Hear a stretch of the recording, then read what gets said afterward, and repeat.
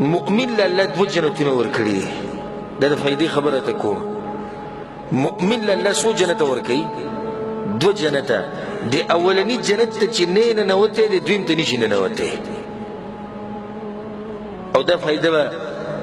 کیدای شي تاسو اول پرې راوړئ. اولني جنت ته چې څوک نه ننوتی دویم جنت ته نشي ننوتی.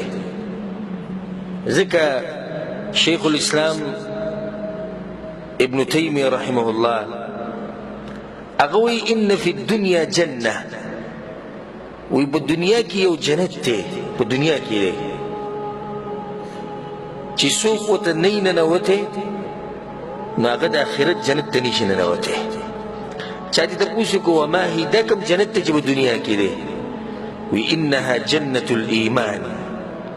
د ایمان دا جنت. مؤمن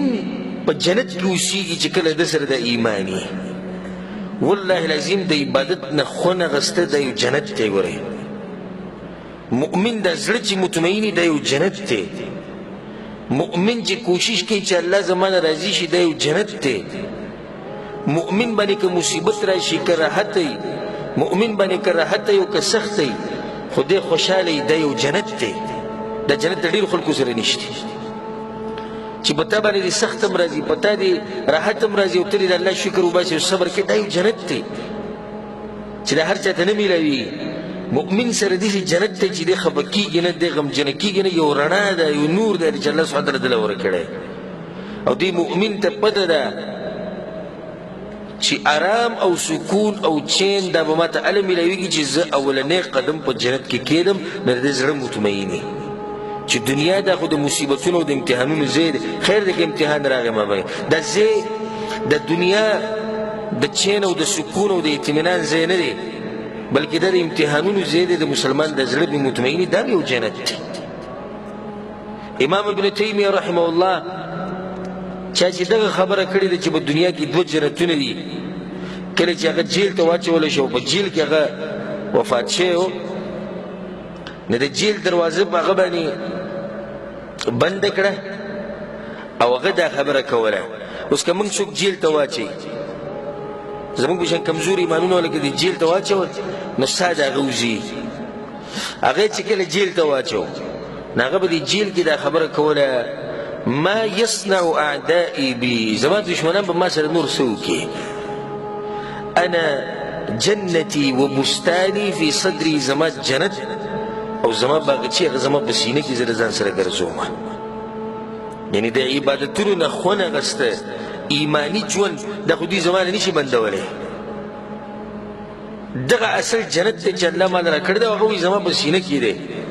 زه چې چېرته لاړ شم دغه جنت ما سره وي. بیا وایي ان حبسي خلوه وقتلي شهاده واخراجي من بلدي سیاحه. وایي که دوی ما په جیل کې بندوي دا د الله یو نعمت دی، زه به یوازې شمه د الله سره نو د هغه بندګي به ښه وکړمه. او که دوی ما مړ کوي نو دا شهادت دی، دا خو زه د الله نه غواړمه. او که دوی ما د دې ملک نه شړي نو دې کې به سیاحت وکړم، نور ملکونه به وینم، هلته به هم دین بیان کړمه. دوی اخر ما سره څه کوي؟ دریو کارونه کې خو یو کوي که نه، جیل دی، یوازې به شم د الله سبحانه تعالی بندګي وکړو. مصروفیات وي زما ډېر دي، زه غواړم چې زه څه وخت کې جدا کېنم او د الله بندګي وکړم سمه. دویم وجنې مې شهادت ته، شهادت خو هر مسلمان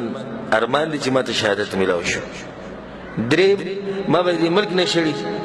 بس وبوځو بهر د نور ملکونه به ووینو، هسې خو لیدی نه شو موږ، ملک به م وینو، خلک به م وینو، دین به م بیان کړو. بیا دا خبره وکړه المحبوس من حبس قلبه عن ربه تعالی. وی په اصل په جیل کې هغه سړی دی چې هغه زړه جیل شوی الله نه یادوي. اصل خو په جیل کې دغه سړی دی.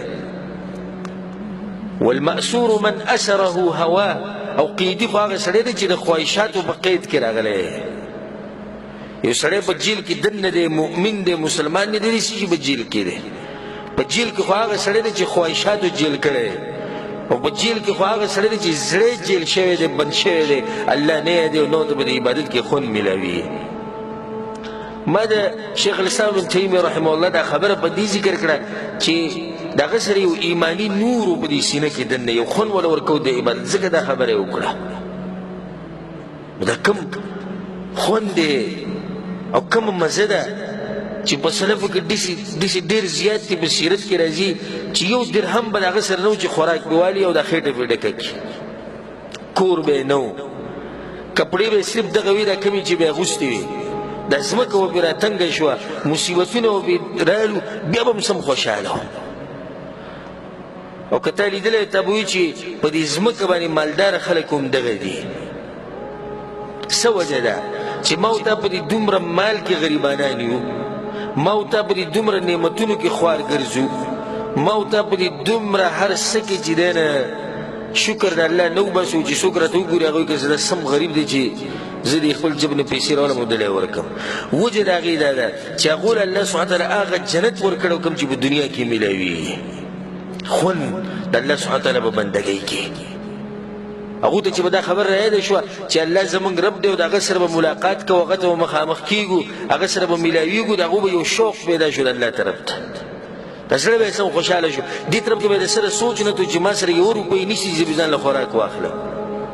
دې طرف ته به یې د سره سوچ نه تو چې زما سره یو کپړه جامه ده دې طرف ته به یې د سره سوچ نه تو چې زما خپل کور نشتی زه به هغې کې اوسېږم بلکې سوچ به د هغه د رب العالمین طرف ته څه برکتونه والا دی هغه ذات الله سبحانه وتعالی چې دا بندګان کوم چې جنت ته بوځي په آخرت کې هغوی له د جنت ته خوند ګوره په دنیا کې ورکوي دا د فایدې خبره یاد ساتئ چې کوم خلک الله په آخرت کې جنت ته بوځي نو د دې جنت هغه خوند الله به په دې دنیا کې څه کي دې زړه ته ولدي چې عجیبه اطمینان او سکون ورکي او د دروازې ورته کوله وکړي د جنت ته د آخرت نه مخکې په دنیا کې ورته کوله وکړي د څومره ښکلی ژوند چې انسان د ژوند تېری د چا سره د الله سره د څومره ښکلی ژوند د الله سبحانه تعالی دې موږ ته نصیب کړي چې سړی ژوند تېری د الله سره او د الله دپاره دا قیمتي انسان دی او دا خوش قسمته انسان دی او په داسې خوند پسې او په داسې بندګۍ پسې زموږ د دین مشران خفه شوي دي هغو ارمانونه کړي د مرګ په وخت کې معاذ ابن جبل رضی الله عنه چې وفات کېدو نو دا خبره وکړه چې اللهم انک تعلم یا الله تا ته پته ده چې زما دا نه ده خوښه چې زه به دنیا کې پاتې شم زه په دنیا کې پاتې کېده نه غواړم لا لجري الانهار ولا لغرس الاشجار چې زه پاتې شم په دنیا کې او په خپله ځمکه کې او پټي کې چې دی ونې نه هلوم او دې ولو ته خوشحاله یم او دې سیندونو ته او دې نعمتونو ته نه دې لپاره په دنیا کې زه پاتې کېده نه غواړم نو بیا په څه پسې خفه یې وایي زه خفه یم هغه د جمعې هغه اوږدې اوږدې شپې او هغه مونږ چې به پکې تهجد کول دا به بیا نه وي او زه خفه یم لظمأ الهواجر في الحر الشديد اوږدې اوږدې ورځې به وي سمه ګرمي به او موږ به روجې نه وي ولمزاحمة العلماء بالركب في حلق الذكر في حلق الذكر او د علماو په مخ کې زنګونان ماتول په داسې مجلس کې چې په هغې کې الله یادېږي د الله پیغمبر یادېږي په دې دریو خبرو پسې خفه یم معاذ بن جبل رضی الله عنه چې د دې دریو خبرو ارمان کوي نو ده ته پکې خوند میلاو شوی که سیده که نه ده که هسې پسې خفه و خوند ورته میلاو شوی موږ ته که څوک ووایي چې مرګ به درباندې راځي ډایرکټ سوچ کوي چې ښځې به ګوره څه کېږي غریب که مرګ راځي چې د بچي غریبانان به څه کوي دا خو یتیمانان پاتې شي مرګ راځي زما د مال سره به څه کېږي دا به ګوره څنګه تقسیمېږي عبادت ته د سره د سوچ نه ځکه چې دې غریب په ژوند کې چې ته د عبادت نه مزه نه ده اخیستی د مرګ په وخت کې به څه یاد کړي معاذ بن جبل رضی الله عنه په دغه وخت کې دا عبادتونه یادول دا صرف هغه نه دی بلکې نورو سلفو هم دا نقل دي چې هغوی به د زنکدن په وخت کې د عبادتونو ارمان کوو لکه چې کله انسان مړ شي نو د نه تکلیف ختم شي تکلیف مطلب یعنې کومو عبادتونو باندې چې الله دې مکلف کړی هغه دې ختم شي اوس یا جنت دی یا جهنم دی او که جنت ته ملاړ نو دغه عبادتونه پرې بیا نشته امام ابن القیم رحمه الله وایي هغه وایي امام ابن القیم رحمه الله وایي ما د خپل استاد شیخ الاسلام ابن تیمیه رحمه الله نه دا خبره اورېدلې وه وایي د الله یادول د زړه دپاره داسې دي لکه څنګه چې اوبه دي د مهي دپاره. مهی په اوبو کې خوشحالۍ کې خپوي، خوشحالۍ دغه شان د مسلمان چې کله د الله سبحانه وتعالی بندګي کوي کنه بندګي په دې کې د خوشحالۍ لکه مهی چې په اوبو کې پرېښودی او د راوتون هم نه اخلي.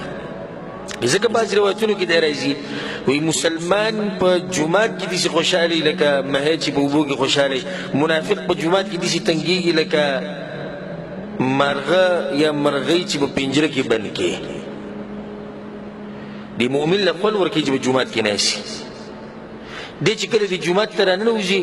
بس دی وایي چې زه هغه ځای ته راورسېدم چې هغه غمونه او هغه مصیبتونه او هغه سره نه هېر شو او د زړه سم مطمئن شي چې زه رالم د رب العالمین سره رابطه کوم. بیا دی د جومات نه داسې په اعلی سره نه وځي، سم خوشحالی ناسي. او کوم چې والعیاذ بالله د جوماتونو سره نه عادت عادتا ورته راشي نو هغوی بیا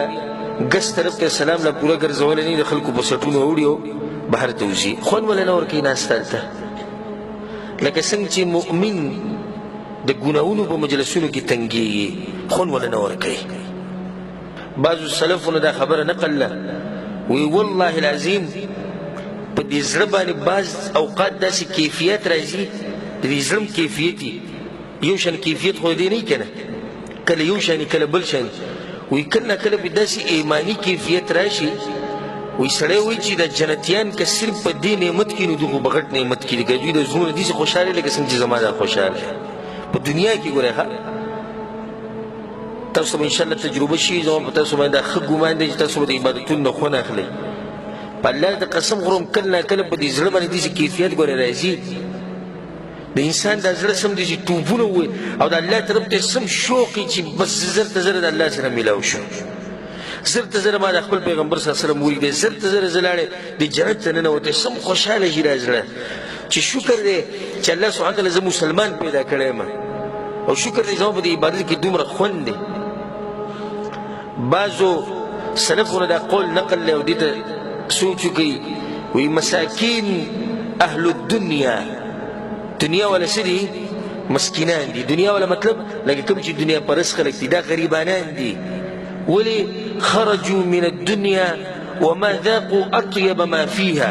د دنیا نه لاړو مرګ پرې راغی او په دنیا کې چې کوم خوندور شی دی هغه ونه سکو. د دنیا نه لاړو غریبانان